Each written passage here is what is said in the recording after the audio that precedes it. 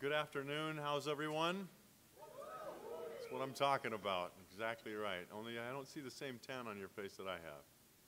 No, oh, sorry.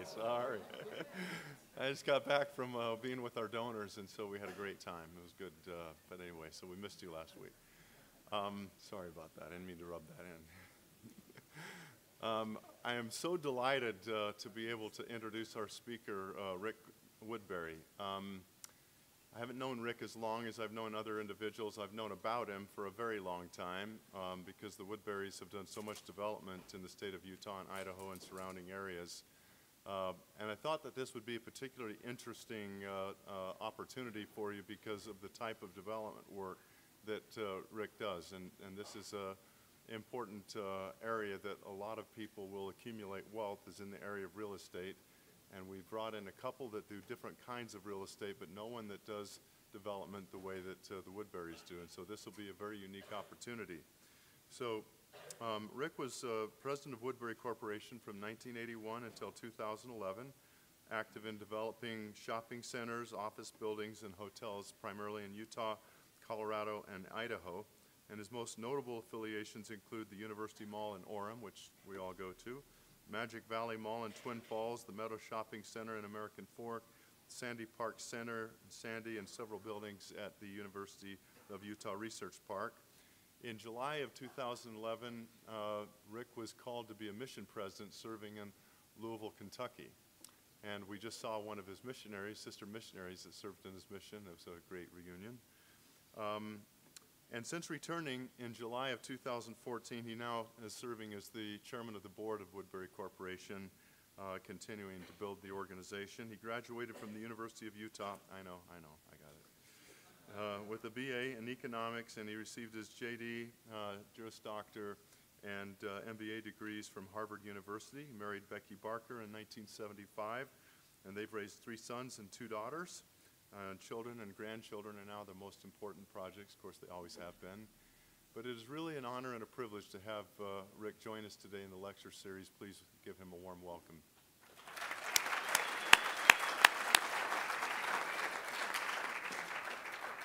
And if I could remind you again that Q&A is going to be really important this time because it's such a unique area of business that we're talking about. And also, one last thing on the patent attorney that patent office is coming. I know how difficult it is to get patents because I have several, and I can tell you this is a great opportunity for you to be able to learn the process. Even if you're not going to do one today, it's a great opportunity, so you should plan to attend that seminar on patents. Rick, thank you.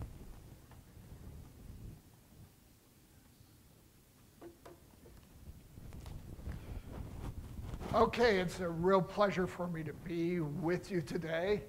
It was so good to see Sister Bayless. I'm not even sure I know her first name, but in any case, it's good to see her today. And even though I am a graduate of the University of Utah and still hold some I will still cheer for red over blue. I am a season's ticket holder for BYU football, and all 5 of my children went to BYU. So I'm not totally without loyalty down here, and it's really, really fun to be able to be here. Today, because I'm older, I thought I would give you the benefit of some of the principles. I could almost call them laws, but principles that I have learned in dealing with entrepreneurship in business, specifically with real estate. And I will try to allude to experiences that I've had, and especially experiences relating to University Mall, so you can get kind of a picture of that. The first principle that I would like you to always remember, and it's one that sometimes we forget, and that is that in my experience, risk is always proportional to reward. So as you go to one of the reasons you're interested in possibly pursuing an entrepreneurial career is that there are extra rewards from that. It's much more fun than just drawing a salary. But along with that, there are risks, and it's a riskier endeavor. For me, in my business school experience, the most valuable class I had was agribusiness. Not because I wanted to be a farmer. I took it because it was a good professor. But farming is such a risky business. You can't control the weather. It's not integrated, and so you don't know. One year you plant wheat, and it does really well. The next year, all your neighbors plant wheat, and the prices fall. And so you can't control your pricing right off. There's disease, pests, those types of things. And the lead time is substantial. From the time you decide when you're going to build, to what you're going to plant, to the time you actually, those crops actually get delivered in some form to an end user is a substantial amount of time. And for me, that's very similar to developing real estate. University Mall, for instance, we started acquiring that ground. It wasn't me, it was my father in 1965. And there was a point in about 1970 when the other members of the family were so scared that they were willing to, they came to my father and said, if we could just we would like to sell everything if we can just get our money back that we've invested in the land. In 1973 it opened, and we'll talk more about that, but it's been kind of a flagship property for the Woodbury family, for Woodbury Corporation. But in that agribusiness class, I learned things like how to build strategic partnerships, and things like how to hedge your risk, because farmers have all sorts of problems with how do they assure themselves that they're going to get a price that they can plant and raise a crop for, or how do they, and that has a lot to do with integrating forward with strategic partnerships, using futures or whatever. And those same types of principles, I came out and said, look, we'll apply those to real estate. And so when I have a period of time when I'm kind of a little facetious or trying to be coy, people will ask me what I do, and I will just say, I manage risk. And I think in reality, the reason that we have done well is that we have managed risk just a little bit better than some others. And part of that is through admitting our weaknesses and then looking to fill those weaknesses with other people, either a team that you build or a partnership, or even capital weaknesses, looking to fill those weaknesses. Ether 12:27, so, that I give men weaknesses so that they will be humble. And I think it's important that you as entrepreneurs are humble enough and honest enough with yourself that you recognize your weaknesses so that you can fill those voids so that the market doesn't make you humble. If you're humble initially, the market will not make you humble. For an entrepreneur, I believe that optimism is essential. You cannot be an entrepreneur and not be optimistic. And in fact, for me, when people ask, is the glass half empty or half full? I say, a priori, it's half full. The important question is, will it be totally full tomorrow? And that is the attitude that an entrepreneur really has. You're willing to take the risk because you believe in the future, you have faith, and you're willing to move forward. But it's not for the faint of heart. There are few easy deals, and to some extent it is kind of like a no pain, no gain experience. We in our company always talk about the white knuckle period. As I mentioned before with University Mall, that period was 1970, just before we signed up ZCMI. It was the white knuckle period when we just felt like we were holding on by our fingernails. And I think almost every entrepreneur, at least in almost every real estate endeavor that we've done, there has been a time when we would say, oh, if we can just hold on for another week or two, this will happen. But in fact, I've even got to the point where if it looks too easy, I'm wondering what's happened. Is this a deal worth doing? Because it seems to happen so often. You need to have the passion for your ideas so that you can hold tight when everybody else is doubting you. In addition, you have to realize that when you're starting up a new business or when we're doing real estate, I mean, we will often invest in a property 2-3 years, even an office building, before we actually get it finished and before tenants actually start coming in. So we're dealing with no cash flow or a negative cash flow for 2 or 3 years. This, this can be really difficult if you don't have some reserves. And I think that in reality, as an entrepreneur, you need to plan for the business not going quite as well as you believe it will. Often the earnings don't materialize quite as fast as you would expect. The other thing that I have kind of thought about this is that for Woodbury, we had a couple of successful projects, and the question was, do we sit back and rest on our laurels, or do we move forward? And for us, one of my favorite sayings is that a good ship is safe in the harbor, but that's not what ships were built for. And so the problem is, if you have a passion for what you're doing, once you've hit your first level of success, you're going to want to invest, or how you have to make a decision as to how much of your earnings you're going to take, or how much of your earnings you're going to invest to bring your business to the next level.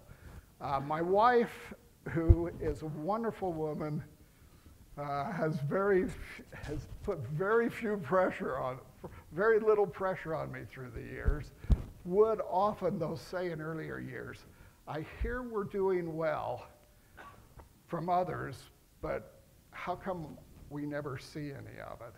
And the reason is we made sacrifices, and we sacrificed consumption in our early years so that we could have some success in our later years. And that's a decision that you have to deal with. For what I would recommend to you is that if you're going to try to go into business for yourself, and you're married, work that out with your spouse ahead of time. Kind of talk about that. I met a woman about 2 months ago who is running a cosmetic company. She used to work for Procter & Gamble, and she's got this product that she just has a passion for. All her life she's wanted to run this cosmetic company, and on the surface it looks like it's very successful. She's now been 4 years. She turned down an offer for several $1 million from a larger cosmetic company to take over her product. But she admitted to me and the others that she was talking to that she has never taken a salary. She appears to be successful, and in 4 years she's never taken a salary, but she had worked it out with her husband. Luckily, he had a salary, And so they were able to live. And you need to work those things through, whether your spouse is male or female. It's important to talk to them if you're married and kind of decide what sacrifices are you willing to make.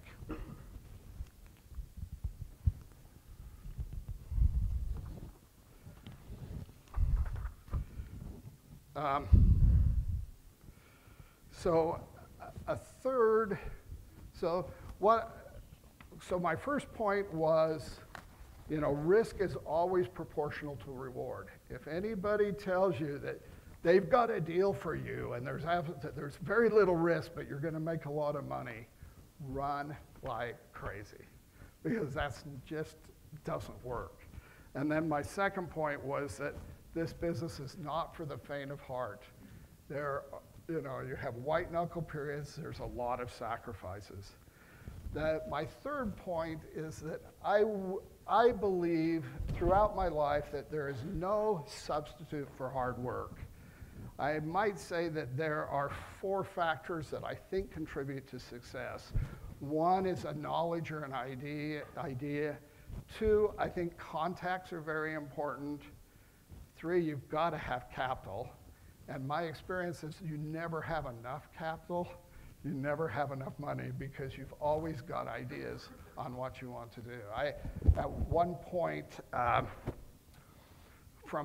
a legal side, again, I have a law degree, we represented a man named Nangaku who was, this was in the late 1980s, who was one of the 28 wealthiest people in the world, according to Forbes. And he owned several properties in Las Vegas. But when we got that, eventually he decided to sell one of them, and we were going, don't sell it, it's such a great property. And we got down and figured out that he had a cash flow problem.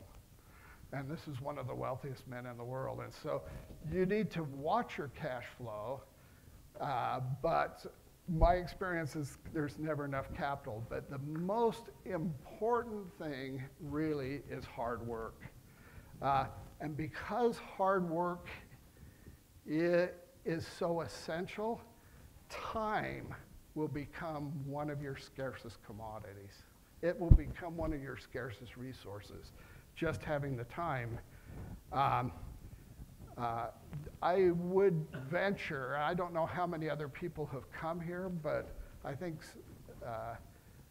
those who have been successful, really successful in business, I would imagine that you could not find anyone who did it on 40 hours a week. It just doesn't happen. It's a lot more than 40 hours a week. And so that's an important consideration. Some people have said there are few people, if any, who are willing to make the sacrifice of time in order to reach the top. I personally faced that issue when I was in law school. At one time, I had these visions of being a Supreme Court justice and everything. I was at Harvard. I thought that was a good end. But I met people there who were just as smart as I was, whose only goal in life was to be fantastic in law.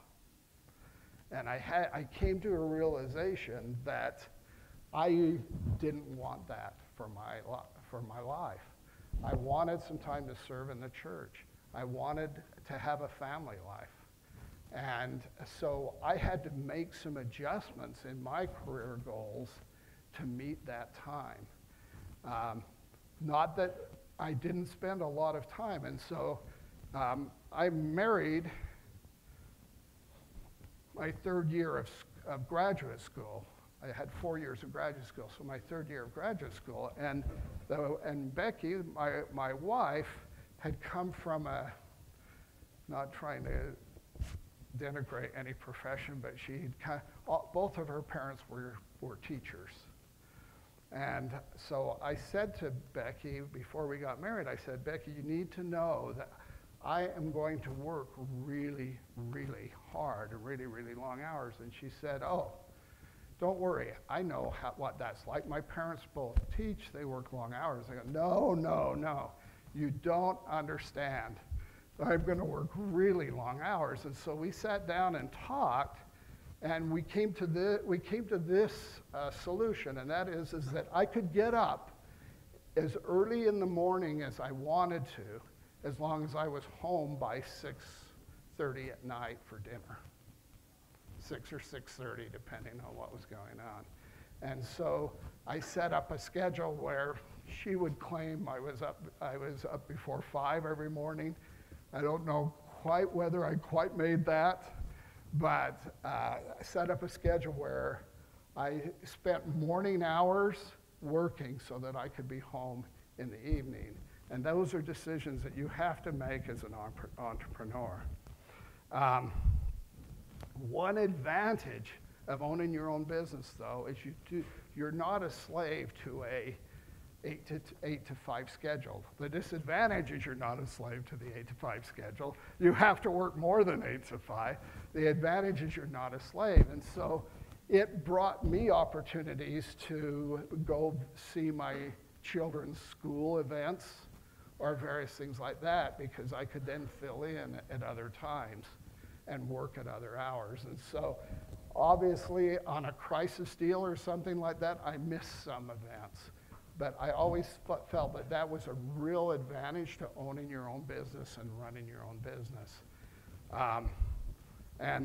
Frankly, my children, even though, I mean, I've had 2 of them say, Dad, we didn't really, one of them said, I didn't think you ever slept, because they'd go to bed, you know, I was always gone, or I was always up when they got up, but they said that they always felt like they had been supported in school. And so that's a great advantage to owning your own business.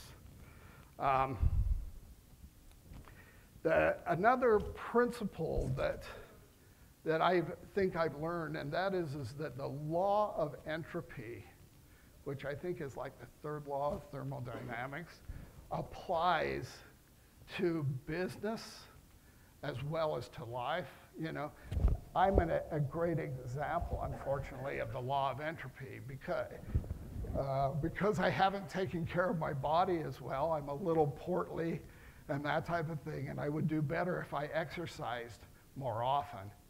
But the same thing it applies to business, because if your business, if you are not constantly working to improve it, it will get worse. So the law of entropy is basically that objects left alone will deteriorate.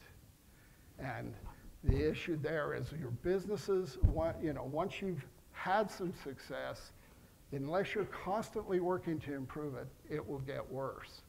And also, if you have success, the beauty of the free enterprise system is that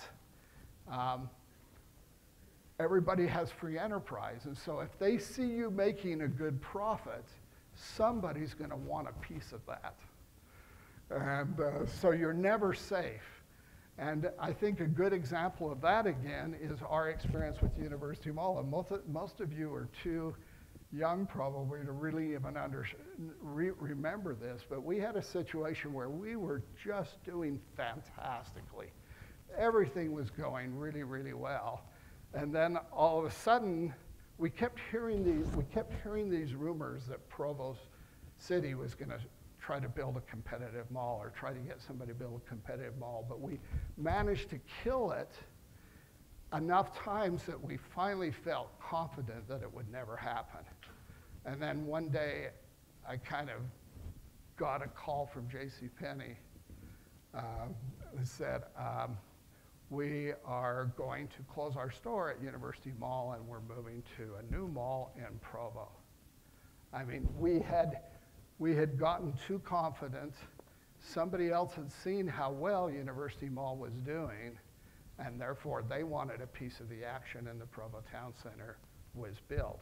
We were lucky enough to be able to turn that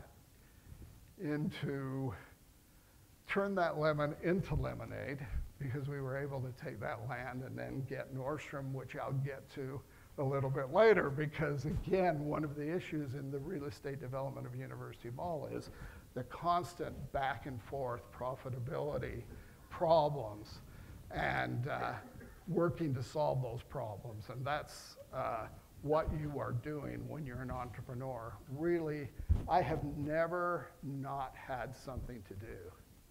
Because if it's your own business, there's always something you can do. You have to learn to leave it at times and just do other types of things. So I would really, because again, hard work is so important, this is a point I meant to make, achieving balance is going to be a critical issue for you, both with church, with serving the community, with maybe even serving your industry.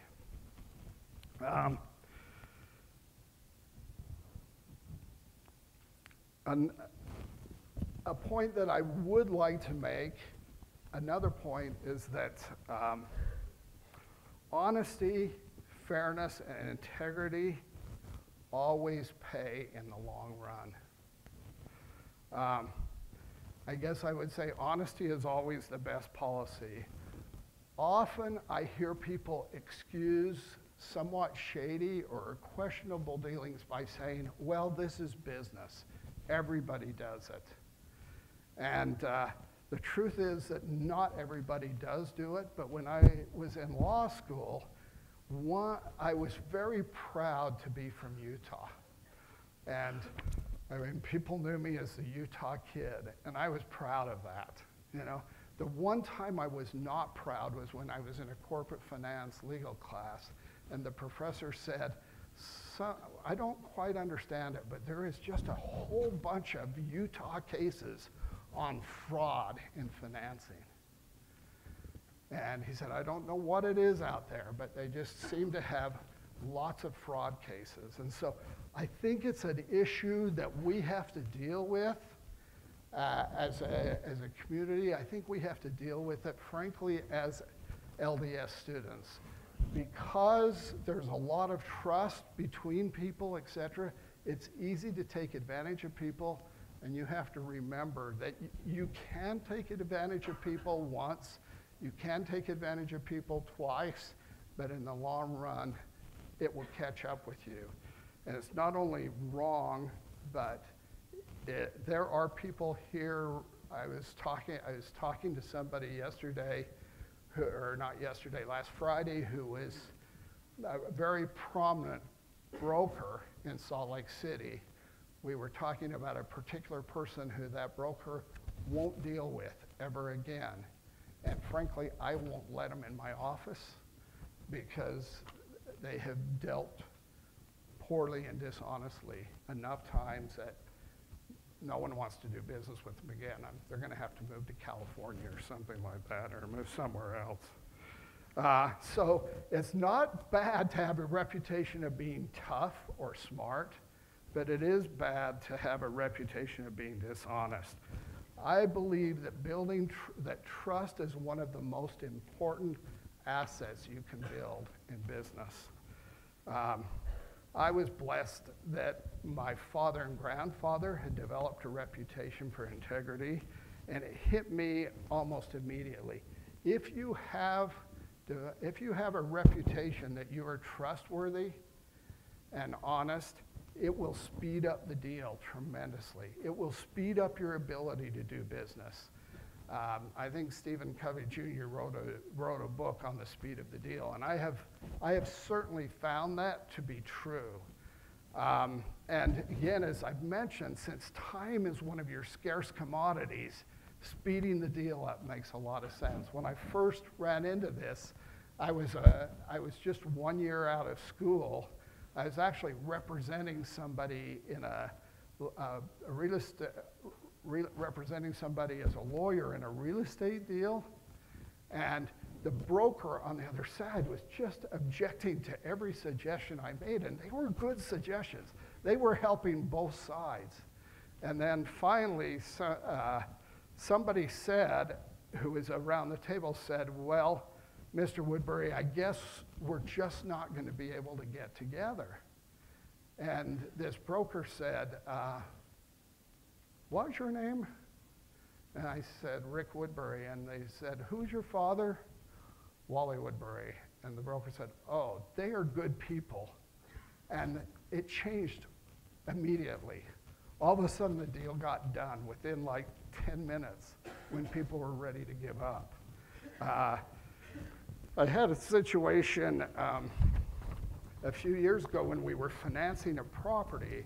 We were dealing with a large national life company, but one of my advantages is that I had been kind of a low-level 20-year-old at the same time that the head of their lending side had been a low-level 20-year-old. So we had known each other for 20 years, 25, 30 years, and we were trying to do a hotel loan.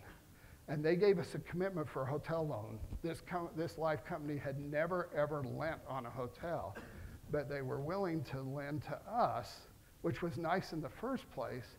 But then later, they sent their documents, and they sent documents that were basically like office building or shopping center documents.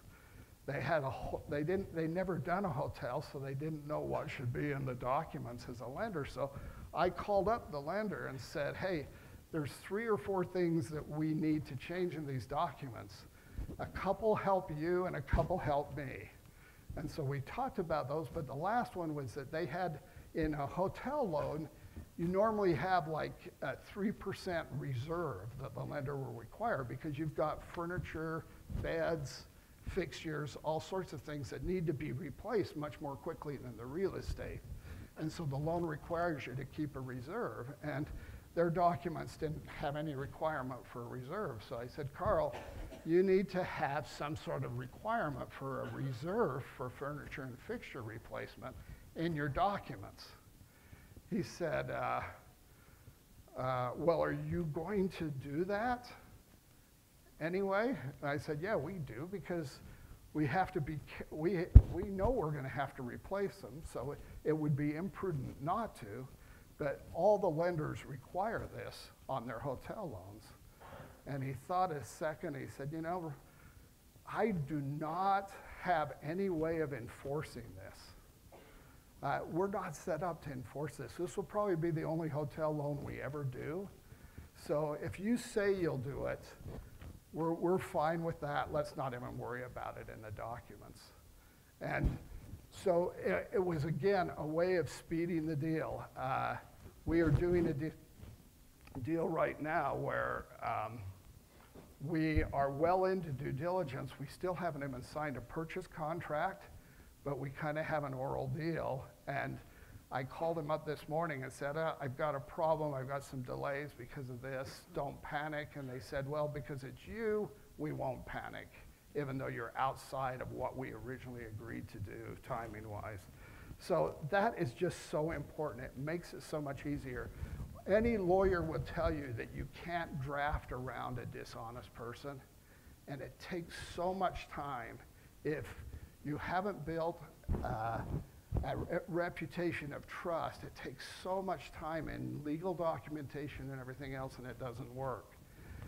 Does that mean that you shouldn't have things in writing, that all your deals can be oral or on a napkin?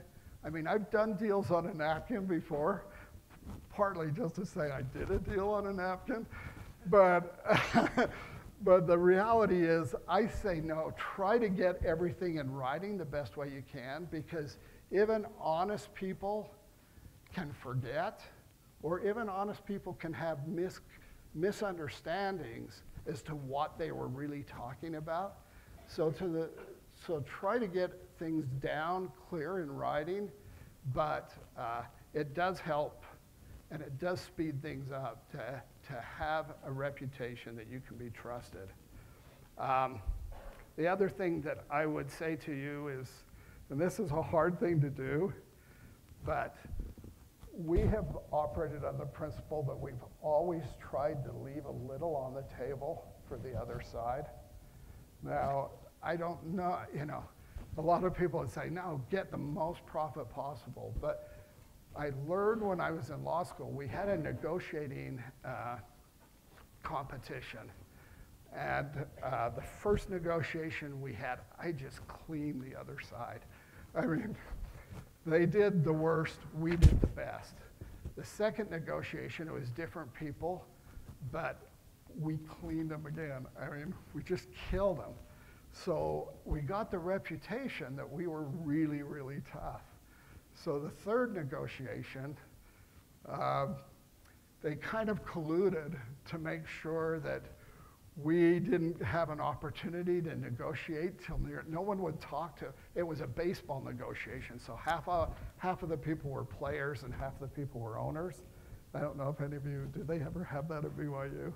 It's kind of fun, so you have to get, everybody has certain values for players and you have to negotiate the best salary, et cetera, and the players have different goals. But we were kind of shut out. None of the players would talk to us until all but one player had made their deal. And then that player talked to us, but it was obviously a player that we didn't want, you know? And so we lost that negotiation. And I learned that having a reputation for literally cleaning people doesn't always work. So, you know, this is my own perception, but I think business deals need to be good for both sides. And if you really, really, you know, and it's one of our principles of our business, and that you leave a little on the table, you know, it's got to be good for the other side as well. You can't take advantage of them to the extent that, that they are tremendously hurt. The last, let's see, what do we have here? Okay. Another principle that we have operated our business as, and I think as you get going in your business, you have to realize that the business, in a sense, well, remember Joseph in Egypt. You know, business cycles. Real estate really cycles. Real estate tends to lead every recession, and because it's profitable, and so the more risky money goes to real estate because you can get a higher return often.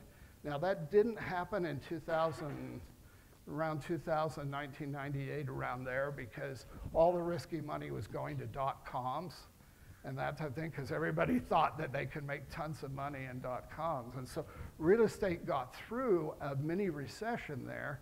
And then people started saying, oh, real estate is recession-proof. Real estate is recession-proof. But if you understand economic history, you will know that the panic of 1837, it was speculation in real estate on the frontier. 1873, it was a real estate. 1890, I mean, the real estate kind of let out. And so the important thing is that you remember that, and I think this is true in almost any business, that there will be years of plenty and there will be years of famine. And you need to put some money away to be able to withstand the years of famine. So remember Joseph in Egypt, and that during the years of plenty, he was smart enough to put grain away. And he was actually able to make some pretty good deals for grain in years of famine because he had resources. That has served Woodbury well. We've always been a little more conservative to some extent as far as our leverage and those types of things, and we've always had some free and clear property that we could go to if we needed an emergency loan or something like that. So another thing that I would ask you to do is learn from your mistakes and don't get discouraged. As I was talking with Professor Peterson, a bad economy can hurt anybody. You know, Colonel Sanders, I think he finally got the Kentucky Fried Chicken thing right when he was like 70 years old. And so turn lemons into lemonade. Learn from your mistakes and don't get discouraged. To some extent, the success of people is not how hard you hit the wall your first time, but how far you bounce back. And I really, truly believe that. Again, the principles that I haven't dealt with a lot of principles here of entrepreneurship per se on how to organize a company. I know you're learning those things and those principles better, and those will help you manage the risk of starting your own business. But the reality is you may hit a bad economy, you may be unlucky, and if you have a good idea and you have passion for it, don't give up. And again, that was the issue with, I'd say, University Mall here. When we got slammed with JCPenney, it looked like, I mean, the JCPenney guy said, so we're sorry, but I guess you're toast. I mean, he basically said we were toast. And actually, they owned their own ground at the time. And it was bad enough to have a situation where they were leaving, but what was worse, they controlled their ground. And so I couldn't put anybody there. They could put any stupid use they wanted there and it would kill me. But he had this idea that we were toast anyway, and so he was willing to sell his ground to us. And we took that ground and were able to get Nordstrom. Now, and so we felt like, and it took us a lot of money. I don't know if you've heard that story, but you know, we really struggled to do that. Interest rates fell. We did really, really well. We thought we had Nordstrom for 20 years, and we did well. We did well enough to recover what we had spent and maybe make a little bit of money. But then Nordstrom abandoned us after 10 years. And this is the life of an entrepreneur. This is, it's not for, like I say, it's not for the faint of heart. And so the issue is we're sitting here going, wow, this was our trophy. We have now lost our trophy. What are we going to do? And you know, what we have done is we have effectively, I say it's like the Greeks on the shores of Troy. We have burnt the ships, we have no retreat, and we are going forward. And we are now going forward with a new plan, a modern plan. Spent a lot of time talking to consultants around the country, and we're now changing University Mall to University Place, adding office buildings, adding multifamily. We'll have a park there, a program park where people can come for activities and that type of thing. And we have had to adjust to the market. When we got Nordstrom, we turned what appeared to be a lemon into lemonade. We think we're in the process of doing the same thing again. All of a sudden, we find out what we thought was sweet is a little bit sour, and now we're trying to add something to be able to do that. So remember, you know, when you appear to have a lemon, I believe there's always a solution. And you want to turn it into lemonade. The last point I will make is that you will always be dealing with the conflict between long-term versus short-term investments. Real estate has been traditionally a really great business for families because when you're with families, you can sacrifice the current income, sacrifice the current situation for a longer-term benefit. That's harder to do with a stock company where you're trying to show earnings, you know. But even Amazon, for instance, may have erred in looking too long and always looking for the long term, because now the analysts are starting to get a little bit mad at them and saying they've got to turn a profit sometime. We're tired of new ideas all the time. Let's just get some money on some of the old ideas. So it can go both ways, but the temptation is to always go short. The temptation will be to take your money, make a good profit, and don't reinvest for the future. And that can be lethal. So keep that balance in mind. So in conclusion, what I have tried to do here is not deal quite so much with the exact issues of how you start a real estate company or those types of things. I'd be willing to talk about that more at the question and answer period. But what I've tried to do is give you principles that have guided my life in business, principles that have kept me, I think, solvent. By remembering those types of things, it's helped me balance my life. It's helped me run a company. And, you know, I was lucky. I inherited when I say inherited, my brothers and I inherited a company that had about 50 million in assets, 50 to 70 million in assets when we started in, but we're about 40 times that now, 35, 40 times that. So we were able to grow it, but it required guts, faith, hard work, and a passion for what we were doing. Thank you very much.